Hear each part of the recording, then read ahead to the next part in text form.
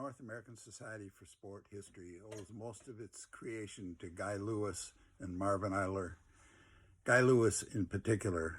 While Guy was a PhD student at the University of Maryland in 1961, while taking a seminar from Professor of English and American Studies Carl Bodie, thought about creating a society of sport historians. Guy, at the time, was studying under Marvin Eyler, Dean of the College of Health, Physical Education at Maryland. After taking a sport historian position at Penn State in 1966, Guy organized his thoughts on a society of sport historians that would include executive office, publications, including a journal, annual conferences, a national sports library, and an international federation.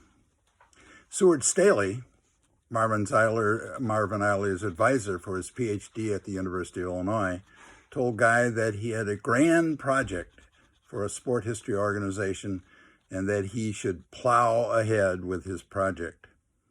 In the next several years, Guy set up a meeting in both physical education and history organizations in the United States, the American Association for Health, Physical Education, and Recreation, and the American Historical Society.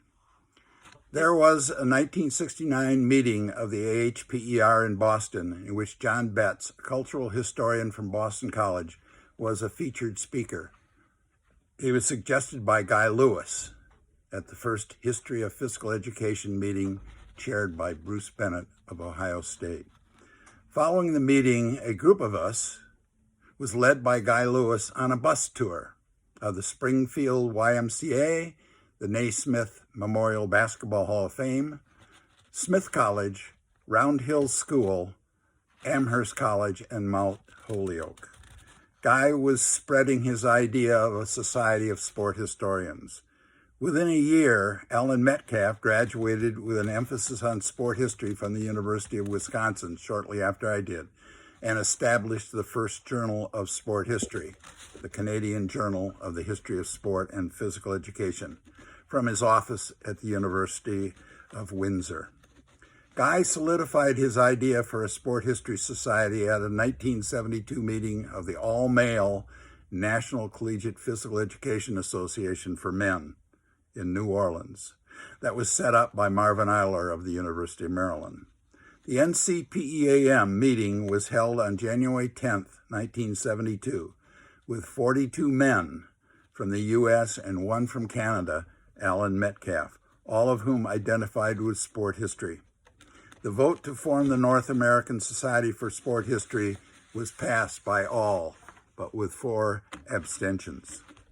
A month later, Marvin Eyler, with a little help from others, appointed an 11-member NASH steering committee that included Thomas Davis of Boston College, Kevin Jones of York University, Guy Lewis of the University of Massachusetts, John Lucas of Penn State, Marvin Eyler of Maryland, Betty McHugh of Oregon, Mary Lou Remley of Wisconsin, Alan Metcalf of Windsor, Ron Smith from Penn State, and Richard Wetton, Queens College.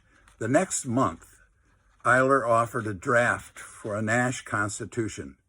At a meeting in the early May 1972, many of the steering committee met at the University of Windsor, a meeting sponsored by Alan Metcalf to formalize NASH.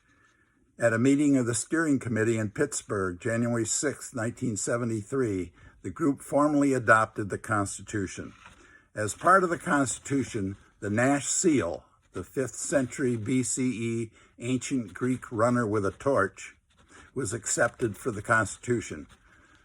I had gotten a copy of the photo from Max Howell's collection while he was teaching an ancient sport history course at the University of Wisconsin in the mid-1960s, when Alan Metcalf and I were completing our PhDs.